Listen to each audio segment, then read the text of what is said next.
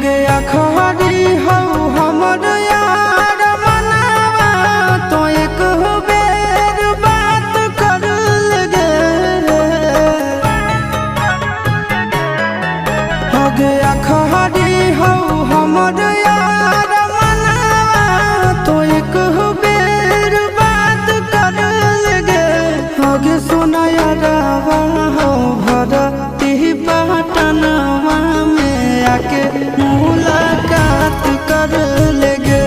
आगे सुना यारवा हो भरती पटनवा में आके मुलाकात कर लेगे। आगे चली जाइबू छोड़ी के